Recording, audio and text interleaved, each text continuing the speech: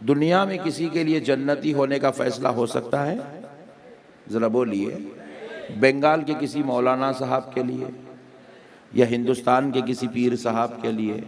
दुनिया में कोई मुरीद अपने पीर साहब के नाम के साथ हज़रत फुला बिन फुला, फुला बिन फुला, खादरी, चिश्ती, जन्नती बोल के नहीं लिख सकता। लिख सकता? खादरी लिखेंगा, चिश्ती लिखेंगा, सोहरवर्दी लिखेंगा, नक्शबंदी लिखेंगा, शाज़ली लिखेंगा, रिफ़ाई लिखेंगा, लेकिन याद रखे जन्नती नहीं लिखेंगा, क्योंकि जन्नती होने का फ़ैसला महशर में किया जाएगा। और ये फ़ैसला कोई मौलवी साहब या पीर साहब या मुरीद साहब या शागिर्द साहब नहीं करेंगे, ये फ़ैसला खालिक़ कायनात रब्बे ज़ुल जलाल फरमाएगा। लेकिन क़ुरबान जाओ मेरे हुसैन के, उनके रब ने उनको क्या शान देकर पैदा किया है। अरे जब वो दुनिया में तशरीफ लाए हैं तो उनको दुनिया में नाम बाद में रखा गया, जन्नती जवानों का सरदार पहले बोला गया है। जन्नती जवानों का सरदार, जरा बोलिए ना, पहले बोला गया। जरा गौर करिए दोस्तों, ये बड़े ताज्जुब की बात है। ऐ परवरदिगार आलम, हम सब के लिए फैसला महशर में किया जाएगा कि जन्नती कौन है, लेकिन मौला तेरी रहमत के सदक़े जाएं, तू महबूब के महबूब को भेज रहा है, तो महबूब के महबूब से नमाज बाद में पढ़वा रहा है, रोजा बाद में रखवा रहा है, ज़कात बाद में अदा हो रही है, आमाल सालिहा बाद में हो रहे हैं। जन्नती जवानों के सरदार होने का ऐलान हो रहा है।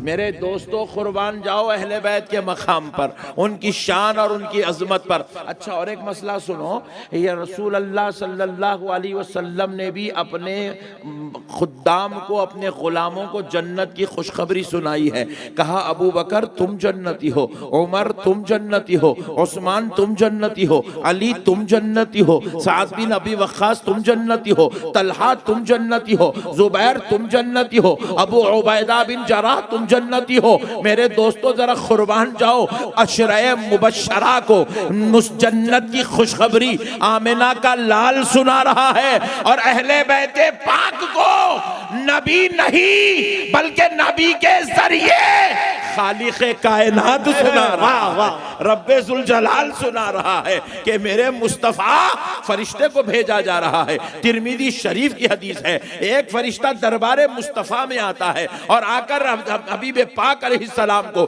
सलाम अर्ज करता है। उस वक्त हजरत हुज़ैफा दरबारे मुस्तफ़ा में मौजूद होते हैं। हजरत नबी पाक अलैहिस्सलाम पूछते हैं, हुज़ैफा जानते हो तुम्हारे और मेरे अलावा मजलिस में कौन है? कहा या रसूल अल्लाह, अल्लाह और उसके रसूल बेहतर जानते हैं। तो सुनो, इन्ना हादा मलकुन,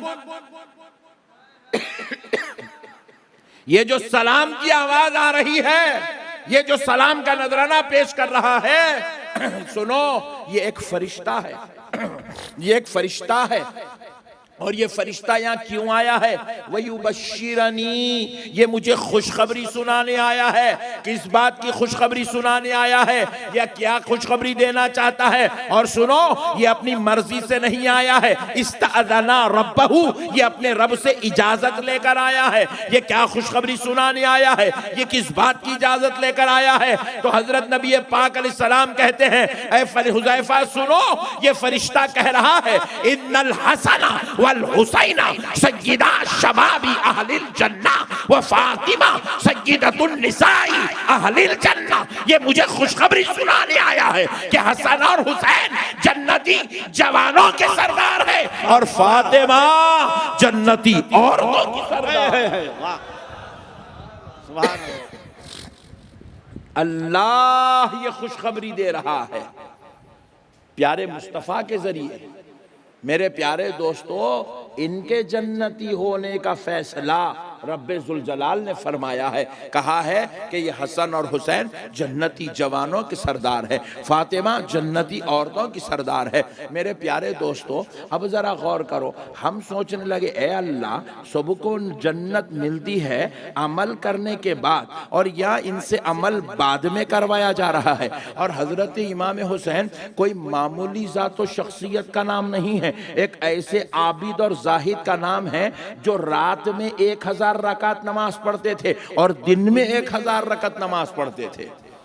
ऐसे आबिदो जाहिद का नाम इमाम हुसैन है, बल्कि ज़ुहदो तक़वा जिनके घर से जन्म लेता है, जबकि आमाल सालिहा जिनके घर से जन्म लेती है, उस मंबए आमाल सालिहा, उस मंबए ज़ुहदो तक़वा का नाम इमाम हुसैन है। मगर जरा गौर करो दोस्तों, हमने कहा ए अल्लाह सबको पहले अमल करवाता है फिर बाद में जन्नत देता है, मगर ये क्या बात हो रही है? इनको तू सिर्फ जन्नती नहीं कह रहा है बल्कि जन्नती जवानों का सरदार कह रहा है और अमल बाद में करवा रहा है। मौला ये बात क्या है? तो बारगाह इलाही से जवाब आया, बंदो सुनो कि जन्नती वो नहीं हो सकता जो गलती पर होता है। जन्नती वो नहीं हो सकता जो गलती पर होता है, जन्नती वो नहीं हो सकता जो खता पर होता है, जन्नती वो नहीं हो सकता जिससे कुछ जो है गुनाह होता है। इसीलिए मैं पहले मेरे बंदे महबूब के बारे में ये ऐलान करवा रहा हूं कि ये सिर्फ जन्नती नहीं बल्कि जन्नती जवानों का सरदार है, ताकि क़यामत तक आने वाले ये जान ले, जब जब तुम मेरे हुसैन के ताल्लुक से गलत कलाम सुनोगे तो समझ लेना गलती पर कोई और हो सकता है, हुसैन कभी गलती पर नहीं हो सकता। वाह वाह वाह वाह, हक है, हुसैन कभी गलती पर नहीं हो सकता है, क्योंकि हुसैन जन्नती जवानों का सरदार है।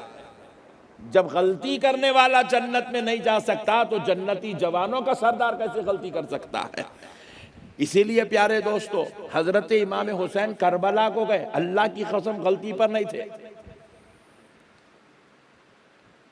बस जाहिलों ने कहा कि भाई करबला को जाने की क्या जरूरत थी, नहीं जाते तो इतना बड़ा मारे का होता नहीं था, इतना टेंशन होता नहीं था, खानदान नबूवत के शहजादे सलामत रहते थे, दीन चलता था। ये जो जाहिलों की जो बोली है ना, ये हराम के निवाले खाने के बाद ऐसे अल्फाज बाहर निकलते। इनका चंदा खा गए, उनका मार के खा गए, उनके रियाला खा गए, उनके डॉलर खा गए, तो ऐसी हराम की बोली जुबान से निकलती। फातिहा का हलवा खाए तो ऐसी बोली नहीं निकलती। मसले को समझा?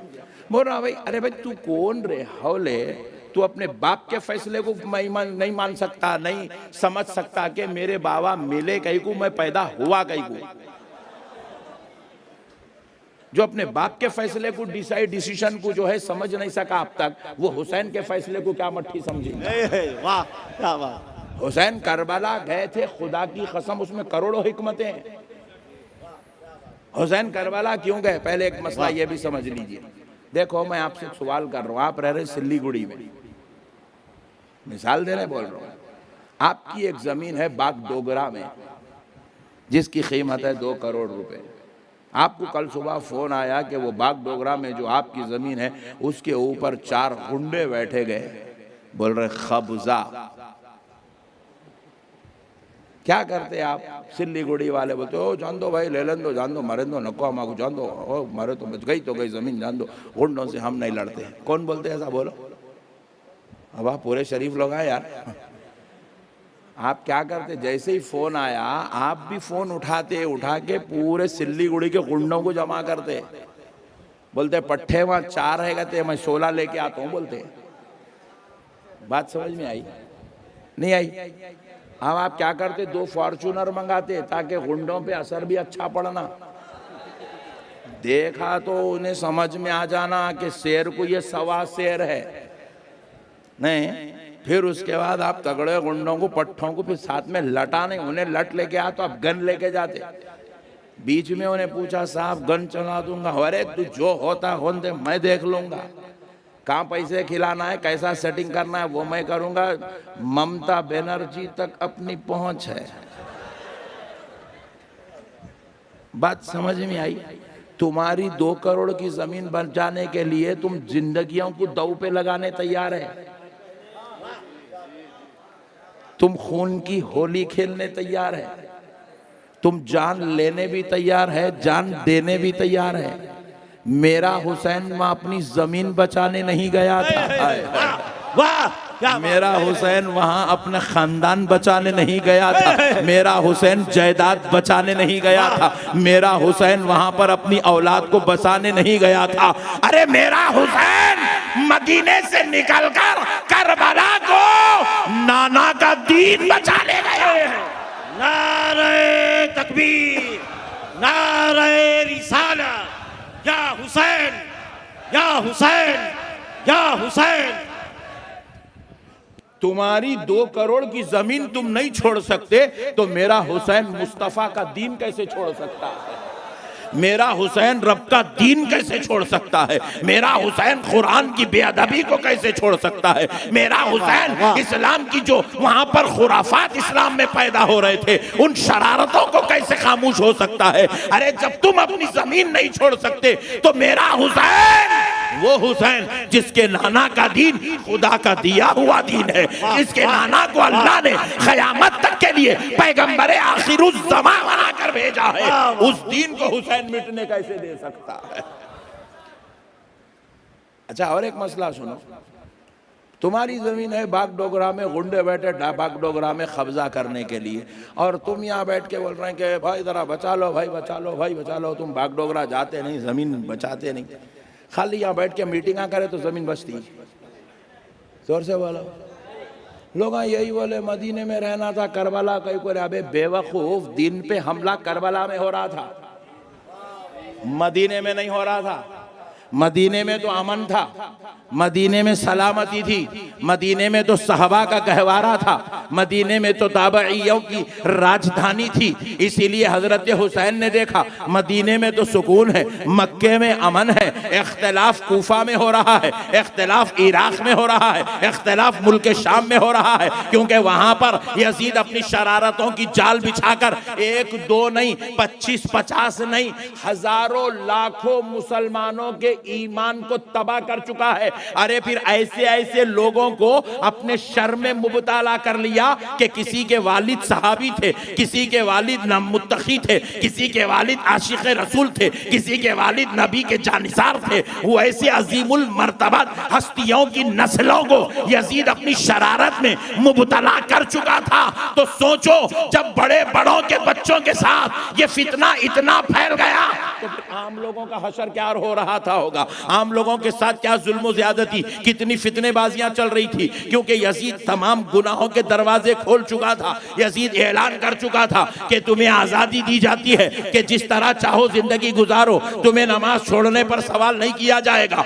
जिना करने पर तुम्हारी गिरफ्त नहीं की जाएगी, शराब नोशी पर तुम्हारी तंबी नहीं की जाएगी, हर बुरे काम के ऊपर तुमसे सवाल नहीं किया जाएगा, और हर अच्छे काम को तुम्हें इजाजत है, मगर हर बुरे काम की भी तुम्हें इजाजत है। मगर जरा सोचो दोस्तों, जिसने दीन की धज्जियां उड़ाया, और ये वाकया हुजूर के 400 साल के बाद नहीं हो रहा था, रसूल अल्लाह के पर्दा फरमाने के 300 साल बाद नहीं हो रहा था, हुजूर के पर्दा फरमाने के सिर्फ 50 साल के बाद हो रहा था। कितने साल बाद? जोर से बोलिए। हुजूर दुनिया से रुखसत हुए 50 साल के बाद यजीद नाम का फितना जन्म लिया। और फिर गौर से सुनिए, प्यारे रसूल के बाद 30 साल तक खुलफाए राशिदीन की खिलाफत दौर चला। हजरत अबू बकर, हजरत उमर, हजरत उस्मान, हजरत अली और हजरत इमाम हसन, ये अजीमुल मर्तबत हस्तियों ने मसनद खिलाफत को संभाला। इस्लाम की बागडोर इनके हाथ में थी, और इस्लाम उस वक्त खाली मदीने में नहीं था, उस वक्त इस्लाम 22 लाख मुरब्बे मील तक फैल चुका था। बैतुल मुक़द्दस में इस्लाम का झंडा लहरा था, चेचनिया तक उस वक्त इस्लाम फैल चुका था, रूस में इस्लाम दाखिल हो चुका था, रूम में इस्लाम दाखिल हो चुका था, यमन में इस्लाम दाखिल हो चुका था, हिजाज के इलाकों में इस्लाम उस वक्त तक दाखिल हो चुका था।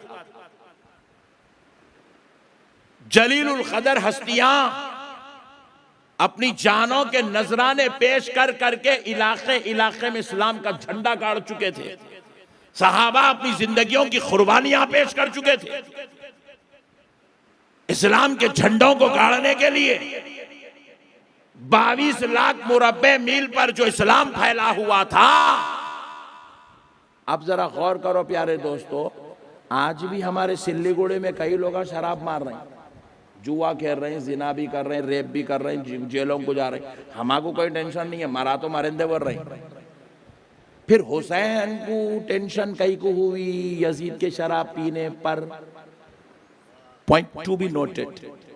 मालूम नहीं है लोगों को, चिंदी चोरा जो है नए नए बातें मार्केट में लाके पान डब्बे वाले को, तरकारी वाले को, ऑटो वाले को, बेचारे गरीब मुसलमान को बोलते, मियाँ भाई को बोलती ही नहीं। बोले तो मैं तीसरे हुक्म तक सही बैटिंग करता हूं ना। बोले भाई क्या जरूरत थी, उन्हें पी रहा था तो पीने देना था, कहीं को जाके उसको रोक रही, उन्हें जुआ खेलाते। अबे बेवकूफ, उन्हें कोई गली वाला आदमी नहीं था, उन्हें कोई जो है आम इंसान नहीं था। यजीद जो है किसी इलाके का आदमी नहीं था। वो जो 22 लाख मुरब्बे मील पे जो इस्लाम फैला हुआ था, उसकी जो सल्तनत जो मदीने मुनव्वरा में उसका जो दारुल खिलाफा कायम हुआ था, उस दारुल खिलाफा पर जब कभी हजरत अबू बकर उस मसनद पे बैठते थे, हजरत उमर कभी उस मसनद ज़ीशान पे बैठे थे, हजरत उस्मान, हजरत अलीउल मुर्तदा कभी उस मसनद ज़ीशान को संभाला करते थे, मौला हसन कभी उस मसनद ज़ीशान पे फायज हुए थे। और अब यजीद उसी मसनद पे बैठकर ये बुरे काम कर रहा था। यजीद कोई आम आदमी नहीं था। 22 लाख मुरब्बे इस मील पर फैले हुए इस्लाम की बागडोर पे काबिज हो गया था, उसको छीन कर बैठ गया था, उस मसनद पे बैठ गया था जहां कभी सरकार उमर इब्ने खत्ताब बैठे थे, उस मसनद पे बैठा हुआ था जिस मसनद को अली ने इज्जत का ताज पहनाया था, उस मसनद पे बैठा था जिस मसनद को हजरत हसन ने सुलह के जरिए अता कर दिया था। जरा सोचो, यजीद कोई आम आदमी नहीं था, पूरे मुसलमानों का उस वक्त बादशाह कहला रहा था, कब्जा करके बैठा था।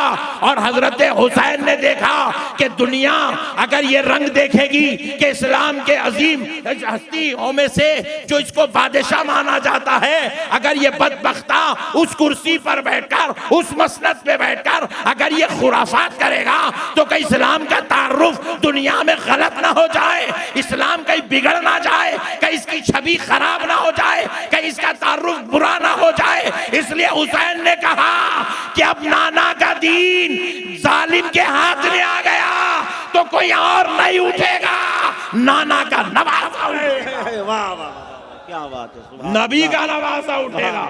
और अगर ये जालिम कब्जा करना जानता है तो हुसैन नाना के दीन को बचाना जानता है। अब एक सवाल पैदा हुआ, ये जितने सवाल अब जो मार्केट में चल रहे हैं मैं उसके जवाब दे रहा हूं। ये जितने वीडियो वाले हैं, तुम लोग कल कुछ डालो मत डालो, जरा ये जरूर डाल देना। अब एक सवाल पैदा हुआ, बोले कि भाई इमाम हुसैन रजी अल्लाह ताला अन्हु मैदान करबला को गए, अगर यजीद से ही इस्लाम बचाना था तो सहाबा को लेके जाना था, ताबईयों को लेके जाना था, बच्चों को कहीं को लेके गए, खवातीन को कहीं को लेके गए। अबे जालिम, तू हुसैन को समझ कहां सकता है? हुसैन को समझने के लिए अच्छी अम्मा का दूध पीना पड़ता, अच्छे बाप का खून लेके पैदा होना पड़ता। तू किराए की अम्मा का दूध पिया सो इसलिए तुझे हुसैन समझ में नहीं आ सकता।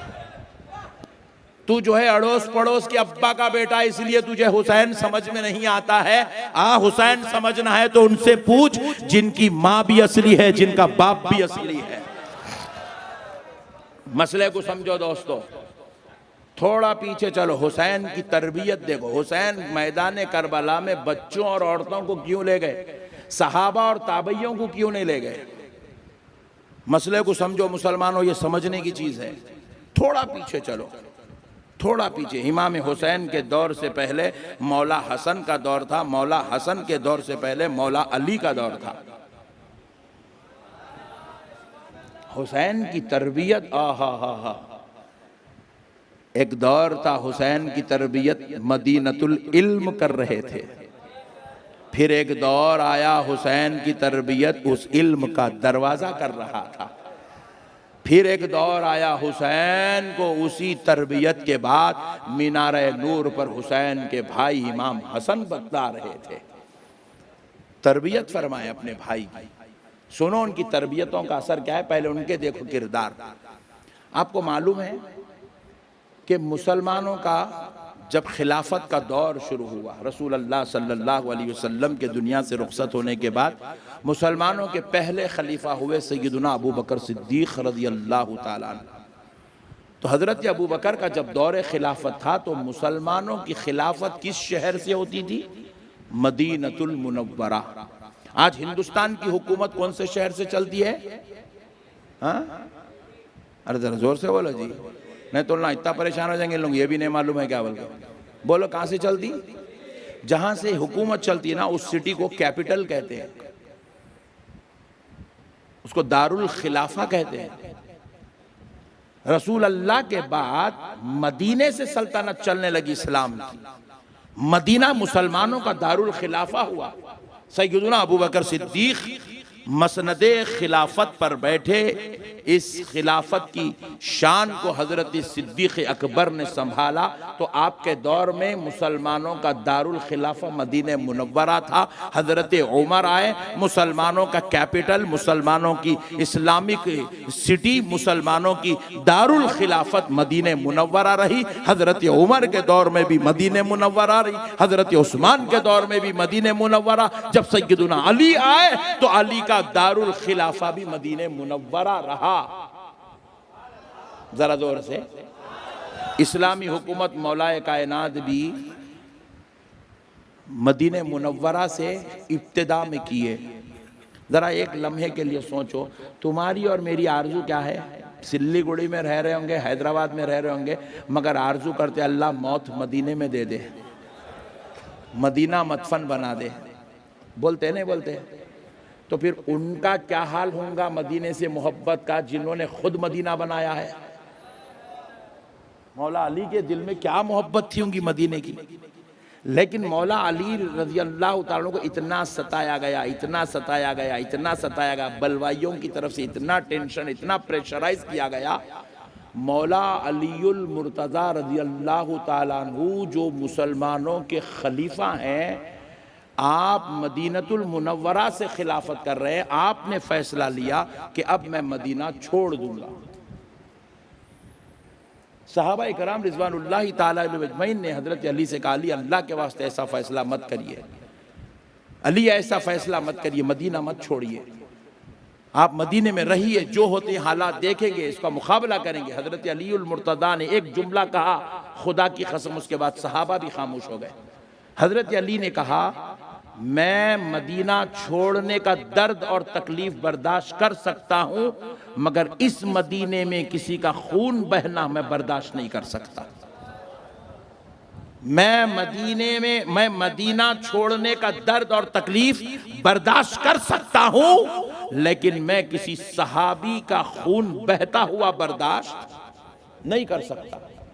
ये कहने के बाद पूरे सहाबा खामोश हो गए, क्योंकि वो जो टेंशन था, हजरत अली को जो सताया जा रहा था, जो तकलीफें दी जा रही थी, उसका बस एक ही हल था कि तलवार निकाली जाए, गर्दनें उड़ाई जाए। और मौलाए कायनात नहीं चाहते थे कि किसी का कत्ल हो, किसी का खून बहाया जाए। ऑलरेडी 2 जंगें हो चुकी थी, जंगे जमल, जंगे सिफीन।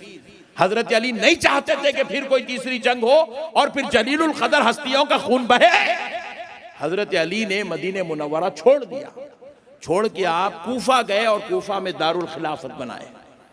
अब इस्लामी सल्तनत मदीने से नहीं, कूफा से चलने लगी। हजरत मौलाए कायनात कूफा से खिलाफत का जो है सिलसिला आप जारी रखे। अब जरा गौर कीजिएगा, हजरत इमाम हुसैन को मौला अली दर्ज दे रहे हैं, बेटा मदीना भी छोड़ना पड़े तो छोड़ दो, मगर किसी की जान जाने मत दो, जानों का एहतराम करो। ये तरबियत थी हजरत मौला अली की, जो अपने बेटे हुसैन को दिए थे। और भाई सैयदुना हसन रज़ियल्लाहु ताला अन्हु का दौर आया, फिर से इख्तिलाफात उरूज पे जाने लगे, टेंशन, मुसीबतों के बाजार गर्म होने लगे। तो हजरत इमाम हसन ने अपना खिलाफत हजरत अमीर मुआविया को दे दिया, देकर कहा आप इसको संभालिए। लोगों ने कहा हसन आप इसके मुस्तहिक हैं, इस मसनद ज़ीशान पे आप बैठिए।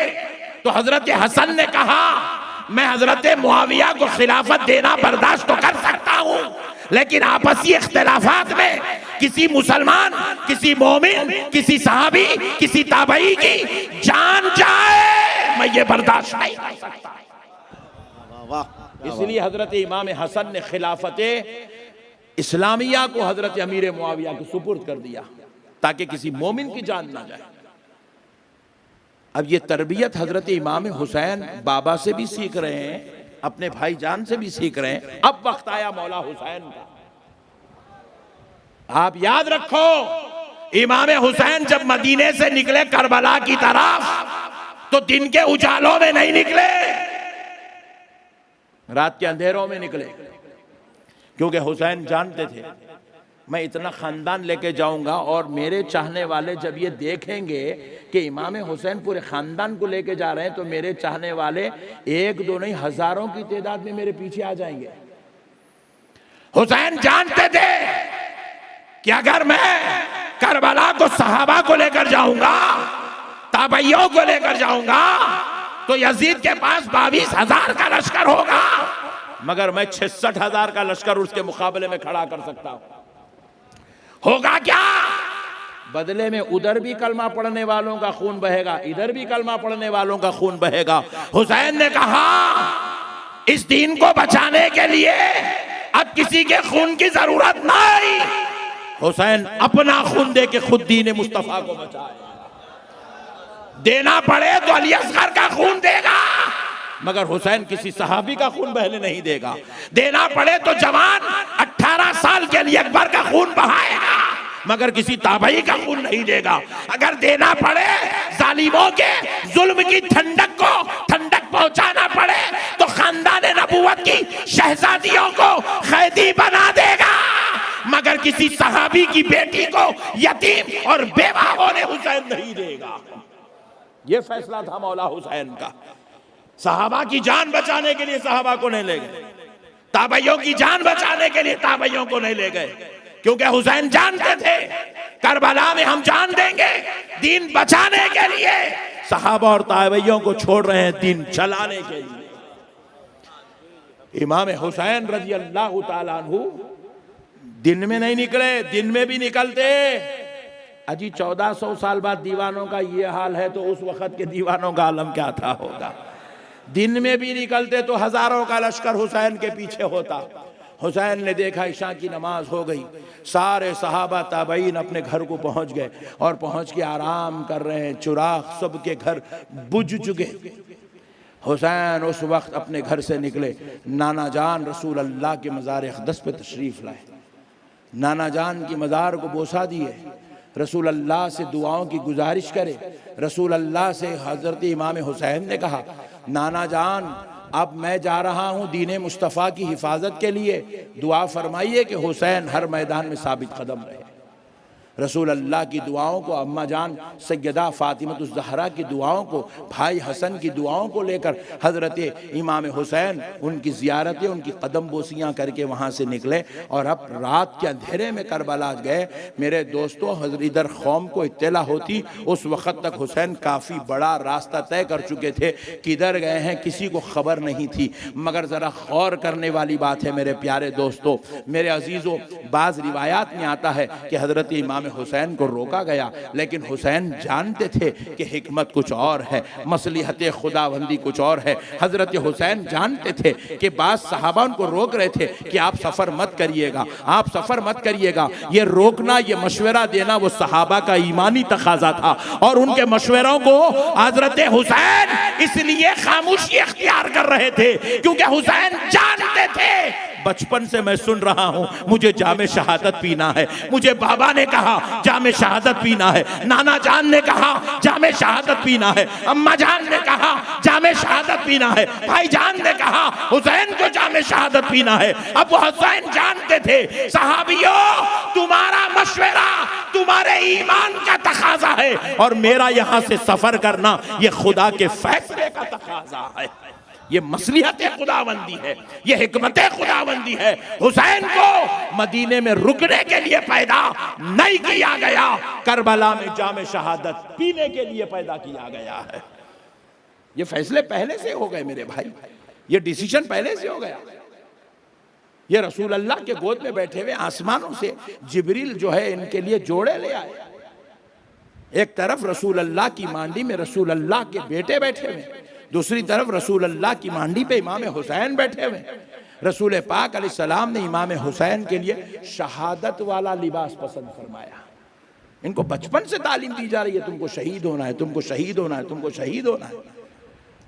मेरे प्यारे दोस्तों, तारीख अपनी जगह मुसल्लम है, अल्लाह की कसम, लेकिन हिकमत अपनी जगह मुसल्लम है। ये समझने की जरूरत है। फिर उसके बाद अब आप जरा गौर कीजिएगा, लोगों को मालूम नहीं है, लोग यजीद को जो है बहुत अच्छा समझते। देखो बास बदमाश लोग रहते, शैतानी सिफत के रहते, बहुत शैतानी सिफत रहते, शराब पीते, जुआ खेलते, रेप करते, बीवियों को मारते, सब करते, मगर उन्हें बात अच्छे काम भी करता। क्या करता उन्हें? मिलादुल नबी का जलसा हो रहा है, 10,000 रुपये दे देता। हम लोग शरीफ लोग क्या करते, फुला सेठ अल्हम्दुलिल्लाह 10,000 दिए बोल के ऐलान करते, मगर सेठ की बीवी को पूछे तो मालूम होता है कितना खतरनाक है। सेठ के बच्चों को पूछे तो मालूम होता है कहां कहां से ड्रिंक मार के आ रहा। सेठ के दोस्तों को पूछे तो मालूम होता है किसको कितने चुन्ने लगा के बैठा हुआ है। हमारे क्या होता है, एक अमल अच्छा दिखा तो ये बाजू वालों को भी क्या हुआ, यजीद की सीरत पढ़े तो यजीद के बारे में छोड़े अच्छे चीज़ें दिखे, इन इसको ले लेके यजीद ऐसा है, फुला किताब में लिखा यजीद ऐसा है, फुला किताब है। बेवकूफ गधे, पूरे घड़े में दूध है, दूध ही है, वो पीने का ही है, मगर उसमें लेंडी डाले तो पीता। बोलो जी, बोलो जी भाई, जोर से बोलो। याद रखो, करोड़ों अच्छाइयाँ इंसान की एक बुराई को तबाह कर देती। अजी एक ऐसी मिसाल देता हूँ, आपको पूरी बात समझ में आ जाएंगी। एक आपके सिल्लीगुड़ी में ऐसा नौजवान है, कौन है नहीं पूछना, मिसाल दे रहा हूँ।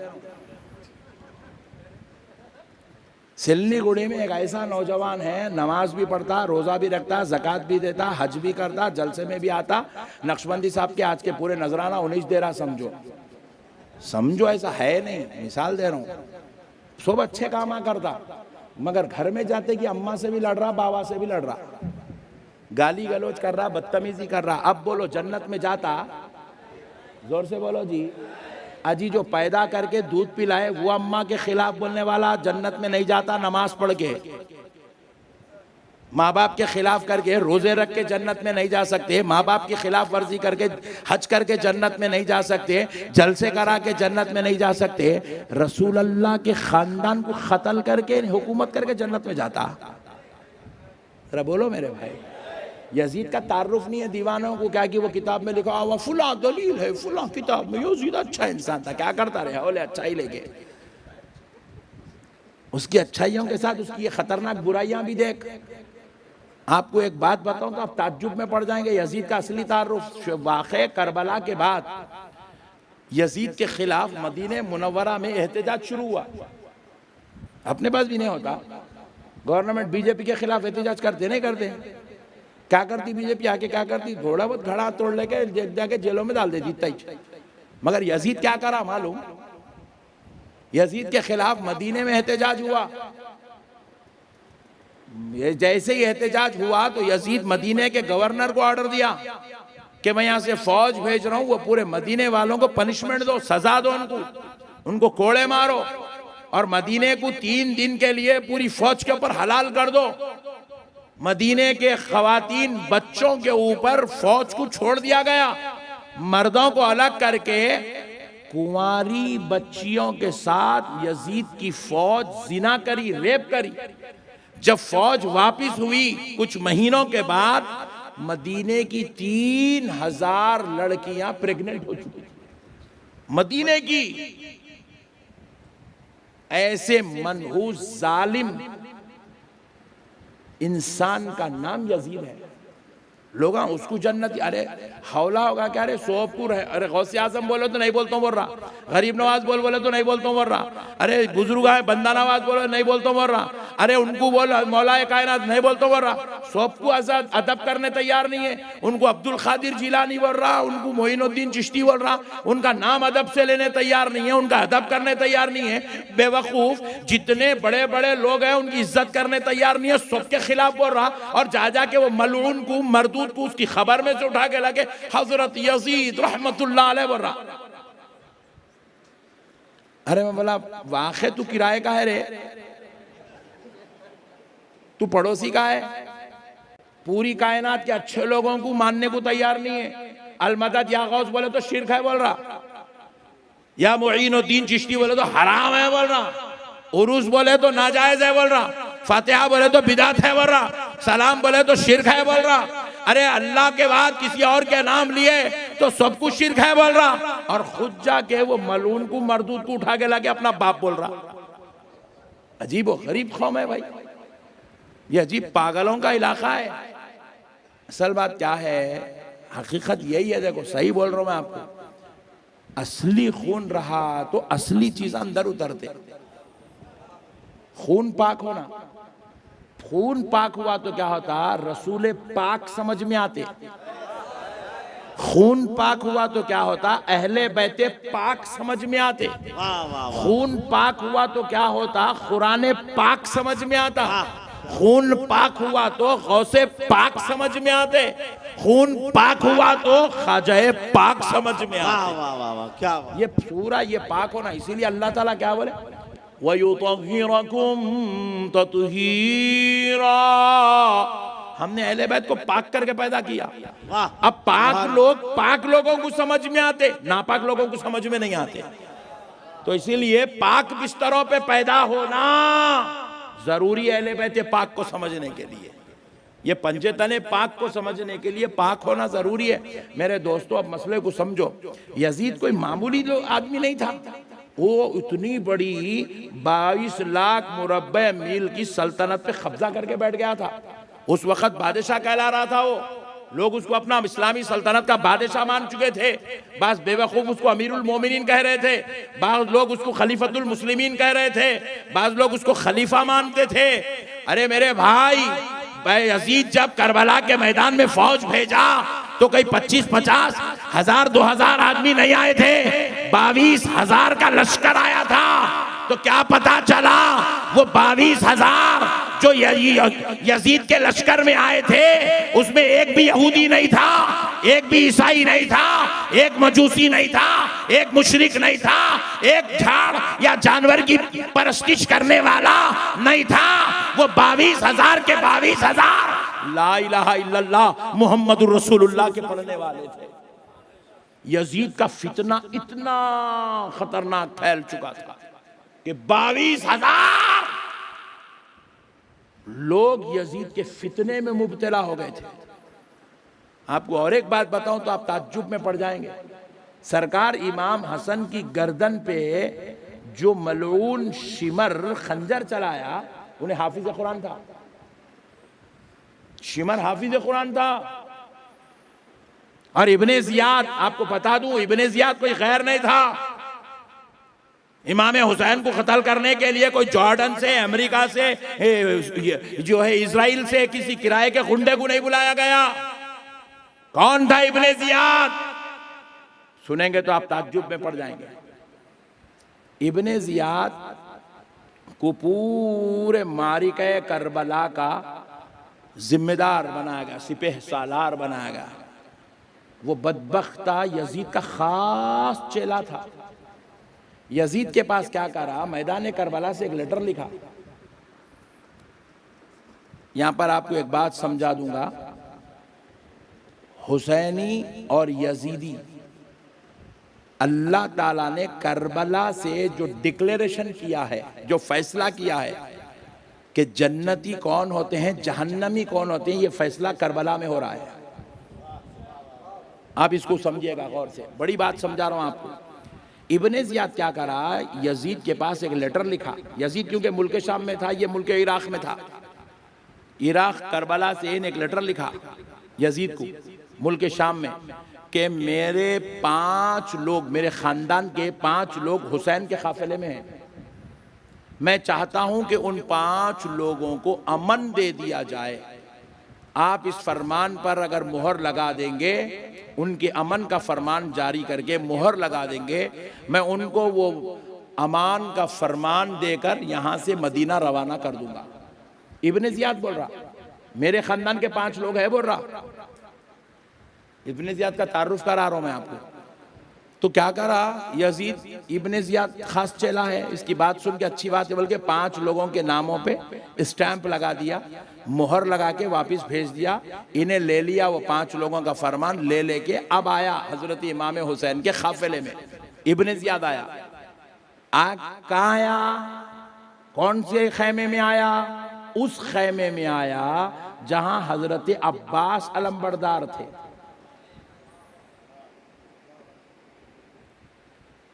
क्यों आया इनके खैमे में? क्योंकि हजरत अब्बास अलंबरदार की जो वालदा है हजरत उम्मुल बनीन, वो इब्ने जियाद की फूफी है। मौलाए कायनात इब्ने जियाद के फूफा हजरत इमाम हुसैन, हजरत अब्बास अलंबरदार इब्ने जियाद के फुपेरे भाई, फूफू के बेटे। हजरत अली के ये दोनों शहजादे हैं, कौन? इमाम हुसैन और हजरत अब्बास अलंबरदार, ये दोनों शहजादे हैं मौलाए कायनात के। हजरत हुसैन की वालदा है हजरत फातिमतुज़ ज़हरा, और हजरत अब्बास अलंबरदार की वालदा है हजरत उम्मुल बनीन। समझ में आ रहा? नहीं आ रहा? बाउंस हो रहा नहीं? क्योंकि अपन क्या है, चाया होना, मियाँ भाइयों को जड़दे होना, गुटके होना, चबूतरे होना, बदमाशी के बातें होना, लड़ना झगड़ना, किसकी ज़मीन कब्जा करूं, किसको लूटूं, किसको मारूं, ये बात क्या है कहते रे भाई, उनके बेटे कहते, उनकी बीवी कहते, ये मौलाना को बुलाए हैदराबाद से ने क्या कि सुना के जा रहे बा। अरे नादानो, जिनके साथ रहना है उनका शिजरा मालूम कर लिया करो। यहाँ पे तुम फुप्पा के साथ, चिच्चा के साथ रह रहे होंगे, मगर जन्नत में मेरे हुसैन के साथ रहना है। हजरत हुसैन के वालिद ने सैयदा फातिमतुज़ ज़हरा के बाद और एक निकाह किया था, वो था हजरत उम्मुल बनीन से। हजरत उम्मुल बनीन कैसी आशिक़ा थी अहले बैत की, सुभान अल्लाह। ज़रा एक ये भी सुन लो लगे हाथों। हजरत इमाम हसन इमाम हुसैन के घर जब हजरत उम्मुल बनीन हजरत अली की ज़ौजा बनकर तशरीफ़ लाई, हजरत इमाम हसन इमाम हुसैन हजरत ज़ैनब की सौतेली माँ बन के आई, तो खुदा की कसम पूरी ज़िंदगी हजरत उम्मुल बनीन ने इमाम हसन हुसैन को बेटा कह के नहीं पुकारा। पूरी ज़िंदगी बेटा कह के नहीं पुकारा। लोगों ने कहा आपका हक़ है, वो आपके शौहर के बच्चे, आप बेटा कहो। बोले अल्लाह की कसम मैं इन्हें बेटा नहीं कह सकती।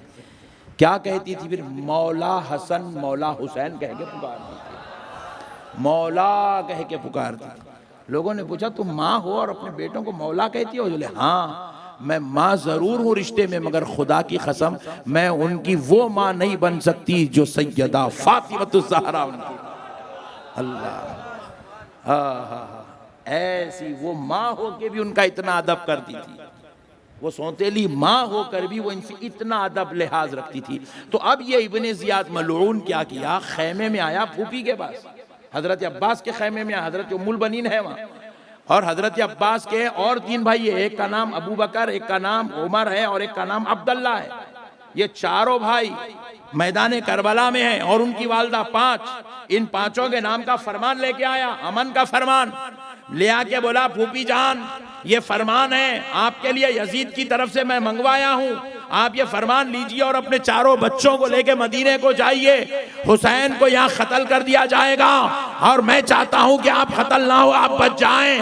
हजरत अब्बास अलंबरदार तलवार खींचे, इब्ने जियाद की गर्दन पे रख के पूछे अरे बदबख्ते बता, तू हुसैन को कत्ल तो करना चाहता है तो अब्बास को क्यों बचाना चाहता है, उम्मुल बनीन को उनके शहजादों को क्यों बताना चाहता है? तो इब्ने जियाद ने कहा इसलिए कि ये मेरी फूफी है, तुम मेरे फुफेरे मेरे भाई हो, तुम मेरा खानदान हो, इसलिए बचाना चाहता हूं। तो अब्बास रजी अल्लाह ताला अन्हु ने कहा, अरे जालिम, मैं तो तेरी फूफी का बेटा हूं, तो तू मुझे जामे शहादत पीता हुआ नहीं देख सकता। वो हुसैन मेरे बाबा का बेटा है। वाह वाह वाह वाह, क्या बात। मैं उस हुसैन को तन्हा यहां पर जामे शहादत पीते हुए कैसे देख सकता। निकल जाए यहां से, ये कहते हुए फरमान को फाड़ दिया। हजरत उम्मुल बनीन वो फरमान छीनी, चूल्हे में डाल के उसको आग लगा दी। कहा जालिम यहां से निकाल दिया गया और कहा सुन, हुसैन पर आने से पहले अब्बास के सीने पे से गुजरना पड़ेगा। नारे तकबीर, नारे रिसालत, नारे हैदरी, या हुसैन, या हुसैन, या हुसैन। मसलों को समझो मुसलमानों। कलमा इब्ने जियाद भी पढ़ रहा था, कलमा अब्बास भी पढ़ रहे थे, नमाज इब्ने जियाद भी पढ़ रहा था, नमाज हजरत अब्बास अलमबरदार भी पढ़ रहे थे। मगर मसला क्या है, ये नमाज और कलमे के बाद ये आशिकों के सरदार, ये जन्नतियों के इमाम हो गए और इब्ने जियाद मलून, मरदूद, लानती, जहन्नमी कुत्ता हो गया। वजह क्या है, नमाज तो वहां भी थी, रोजा भी वहां भी था, तिलावत तो वहां भी था, कलमा भी वहां भी था, मगर फिर जहन्नमी, मरदूद, लानती कैसे बना? तो जवाब मिला, अब्बास हुसैन वाले हो गए तो आशिकों के इमाम, जन्नत के सरदारों में से हो गए। और यजीद और इब्ने जियाद नमाज और कलमे के बाद भी बुग़्ज़े अहले बैत की वजह से दोज़ख के कुत्ते हो गए। बुग़्ज़े अहले बैत की वजह से। अभी जैसे हमारे हजरत क़िबला ने, पहली बार हजरत से मुलाकात हुई, नाम मुझे नहीं मालूम, अल्लाह इस शहजादे को सलामत रखे। बड़ा प्यारी बात कहे कि बाज़ लोग आज कह रहे हैं कि करबला की कहानियां 90% झूठी थी। अबे हौले, तू झूठ थी तो फिर तू पढ़ा कहीं पूरे?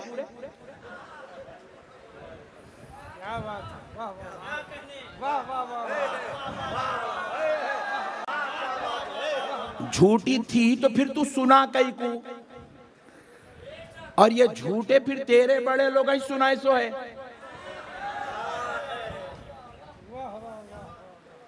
नहीं, तेरी अक्ल मर गई रे हौले, तू भी शिमर के इब्ने जियाद के जैसा हो गया, इसलिए ऐसे बातें कर रहा। और कहीं भी अच्छा झूठ है सच्चा है, तू कैसा बोलता रे? तू वहां था। और हम जितने सुना रहे पूरे ऑथेंटिक किताबों में लिखा हुआ है। 1400 साल से तारीख इस बात पर गवाह है। अल्लाह की कसम, हम जो सुना रहे हैं, हम एक बात भी अपने बाप दादा के घर से लाल किताब पीली किताब से नहीं सुनाए। हम वही सुनाए जो हमारे बुजुर्गों ने लिखा है, जो हमारे आकाओं ने लिखा है, जो हमारे सरकारों ने लिखा है, जो हमारे अहले बैत के लालों ने लिखा है। असल बात क्या है मालूम? ये नालायकों के दिल में बुग़्ज़ अहले बैत है। मुहर्रम आते ही ने लाल पीला ऊदा नीला, अच्छा। फिर उसके बाद मैं देखा, एक मेरे को, मैं औंट लेते बैठा हूँ तो मेरा एक मुरीद बेचारा लाके बता, हजरत इन्हें करबला के वाक़या झूठे बोल रहा, और खुद फिर दूसरे स्टेज पे बैठ के क्या कर रहा, मुश्तज़नी के बातें कर रहा। मेरे पास है वो भी वीडियो, आप बोले तो भेज देता हूँ आपको। स्टेजों पे बैठ के ये गंदे गंदे बातें कर रहा, वो करते, ऐसा करते, हाथ लगाते, मट्ठी लगाते, ऐसे बातें कर रहा स्टेजों पे बैठ के, उसको वायरल भी करा रहा डाल के। मैं बोला, वारे खुदा तेरा फैसला, जिसके जुबानों पे जिक्र हुसैन नहीं आता तो उसको काका के जिक्र करवा देता मौला। नहीं, अल्लाह का शुक्र है भाई, अल्लाह हमको हुसैन वाला बनाया, हुसैन का ही जिक्र करते रहते हैं। अल्लाह हमको अहले बैत वाला बनाया, हम अहले बैत का ही जिक्र करते रहते हैं। मसलों को समझो मुसलमानों, दीन समझदारी का नाम है, जज्बात में नहीं। शन्नू तू बैठ, नात खां को रुका दिया, अली अली अली अली अली अली अली, कई पूरे तेरे को इतना बुग़्ज़ अली के नाम से। उन्हें अली अली अली अली कर रहा तो उसकन से माइक छीन ले रही, ईको छीन ले रही, सब छीन ले रही। ईको भी लाए सो तुम लोग आई, वाह माइका लाए सो वाले तुम लोग आई, ये मॉनिटर सामने रखने वाले तुम लोग आ, उसको सेटिंग सिखाने वाले तुम लोग आ। तुम लोगों के गाने गाए तक बेटा पूरे सेटिंग अच्छे थे, अली अली बोलते कि सेटिंग पूरे खराब हो जाते। ये बुग़्ज़ अहले बैत है, ये बुग़्ज़ अहले बैत है। और याद रखो बुग़्ज़ अहले बैत मरदूद भी कर देता है, मलून भी कर देता है।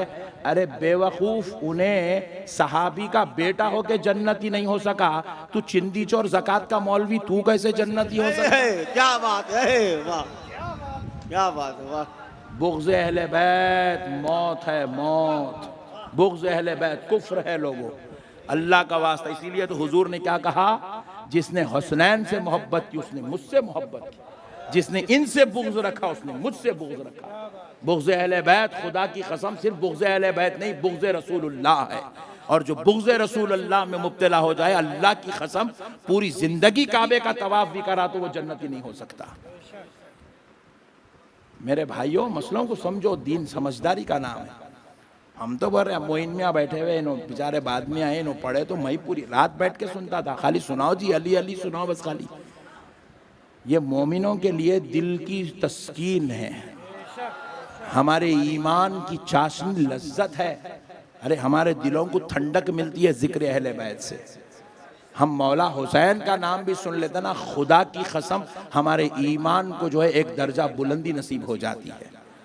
मेरे प्यारे दोस्तों, मसलों को समझो, दीन समझदारी का नाम है। हजरत अब्बास अलमबरदार अमन का फरमान आ गया, भाई फाड़ के फेंक दिए, गर्दन पे रखे, अपना भाई है, मुंबेरा भाई है, गर्दन पे तलवार रख के बोले बेवकूफ, तेरे मेरे ये दूर के रिश्ते की वजह से तू अगर मुझे बताना चाहता है तो फिर मैं उनको कैसे छोड़ूं जिसका बाबा और मेरा बाबा एक है। जामे शहादत नोश कर लिए, दोनों बाजू कटवा लिए, गर्दन कटवा लिए, मगर खुदा की कसम मौला हुसैन को छोड़ना पसंद नहीं करे। अल्लाह ने उनकी इस वफा को देखा तो खुदा की कसम अल्लाह ने उनके जिक्र को हुसैन के जिक्र से जोड़ दिया। जब जब जिक्र हुसैन होता रहेगा, क़यामत की सुबह तक जिक्र अब्बास अलमबरदार भी होता रहेगा। मसलों को समझो मुसलमानों, दीन समझदारी का नाम है। जाहिलों के जो है सोहबतों में बैठकर अपनी आखिरत को बर्बाद मत करो। ये बागी हैं, इनके दिलों में बुग़्ज़ अहले बैत है। इनकी आवाज़ जब उठी, इनके फतवे जब चले, सैयदों के खिलाफ चले, आले नबी के खिलाफ इनके कदम उठे, सादात इकराम को इन्होंने नौज़ बिल्लाह रुसवा किया। इन्होंने नौज़ बिल्लाह अजमेर के उस मुक़द्दस बारगाह को जाने से लोगों को रोका। मेरे प्यारे दोस्तों, मसलों को समझो, दीन समझदारी का नाम है। आओ दोस्तों, सरकार इमाम हुसैन पर लोग सवाल करते, वो कहीं को करे ये तू क्या समझता रहे हौले इमाम हुसैन को। देखो इमाम हुसैन बच्चों को क्यों ले आए, औरतों को क्यों, इसमें हिकमत है। हिकमत समझो क्या हिकमत है। ये तो तय था ना भाई। देखो अब मेरा कल सुबह घर को जाना तय है, बोर्डिंग पास भी आ गया। सुभान अल्लाह बोलो जी। ऐसा घूर के देख रहे हैं क्या, जाने नहीं देते हैं क्या? बोर्डिंग पास आ गया, डिसाइडेड है, टिकट बन गई, डिसाइडेड है। सुबह में ले जाने के लिए कार वाले को बोल दे मियाँ तुम्हारी जिम्मेदारी, ले जाके नक्शबंदी साहब को एयरपोर्ट को छोड़ के आना, डिसाइडेड है। खुदा की कसम हमारा कल सुबह का जैसा डिसाइडेड है ना, इमाम हुसैन का करबला में शहीद होना भी वैसे ही डिसाइडेड था। वो मंजिल से हुसैन को गुजरना ही गुजरना है, गुजरना ही गुजरना है, गुजरना ही गुजरना है। अब वो कई को गुजरे वो भी बता दो इंशाल्लाह। पहले ये मसला समझो, बच्चों को क्यों ले आए, खवातीन को क्यों ले आए? ये खुदा की कसम ये मेरे हुसैन की हिकमत थी, और उस हिकमत पर मेरी जान कुर्बान। हिकमत थी इमाम हुसैन की। क्या हिकमत थी? ये समझने के लिए अल्लाह के वलियों की जूतियां उठाना पड़ता, सादात इकराम की जो है बारगाहों में जानू अदब तय करना पड़ता। तो ये मसले, ये हिकमतें समझ में आती, वो मैं आपसे अर्ज कर रहा हूँ, सुनिए। देखो सिल्लीगुड़ी में यह हमारे जलसे के बाहर, जलसा ख़त्म होने के बाद हम लोग जा रहे हैं, दो टोपी वाले दाढ़ी वाले लड़ ले रहे हैं। दो लोग लड़ रहे हैं, टोपी भी है, दाढ़ी भी है, कुर्ता पैजामा पहन के, पेशानी पे दोनों के खट्टा भी है, लड़ ले रहे। तो आप लोग बोले अरे दोनों इतने अच्छे अच्छे हो गए, कहीं को लड़ रहे, कहीं को लड़ रहे, कहीं को लड़ रहे, कहीं को लड़ रहे, बोल के आप लोग बीच में जाते जरा करे बार आपको स्टोरी मालूम होती कि भाई इन्हें मेरे से 1 लाख रुपए लिया, 1 महीने में देता हूँ, बोला 3 साल हो गए दे रहा ही नहीं। अरे भाई बेचारा मजबूर होगा यार, वो गरीब आदमी है। अरे कहाँ का गरीब, क्या लगा, परसों हज करके आया,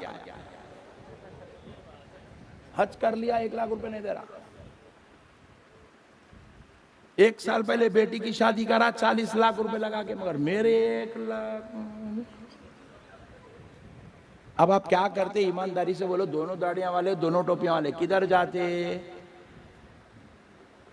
मजलूम की तरफ। किधर जाते बोलो भाई?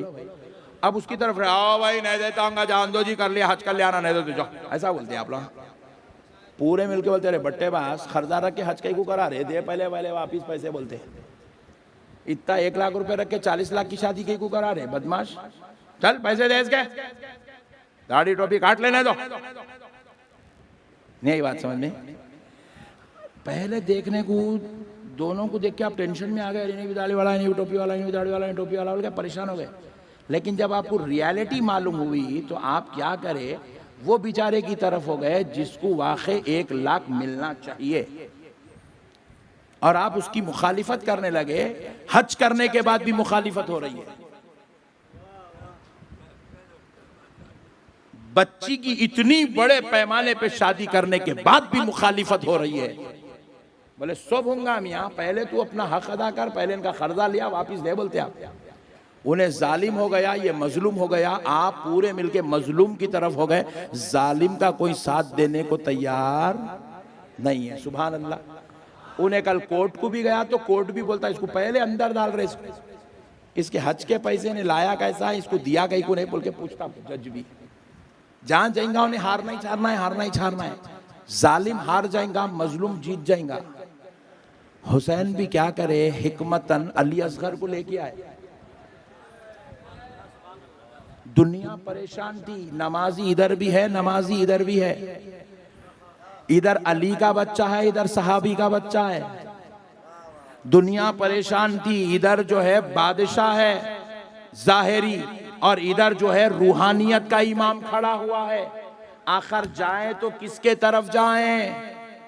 22,000 तो उधर गए, हमको किधर जाना है? क़यामत तक आने वाले मोमिनों को डिसाइड करना था, तो हुसैन ने अली असगर को मैदान करबला में भेजा ताकि यजीद का असली चेहरा सामने आ जाए, इब्ने जियाद की पोल खुल जाए, शिमर की हकीकत दुनिया को मालूम हो जाए। 22,000 के लश्कर की मक्कारी, शरारत, जलालत दुनिया देख ले कि दुनिया वालों, इस यजीद को झगड़ा था तो मुझसे था, इख्तिलाफ मुझसे था, बैत मुझसे चाहता था, लेकिन सुनो, इसने मेरे 6 माह के लाडले प्यारे वो अली असगर जो रसूल अल्लाह का नस्ले पाक है, जिस पर आले मोहम्मद कहकर नमाज में दरूद पढ़ा जाता है, वो आले मोहम्मद 2.5 दिन से प्यासा है।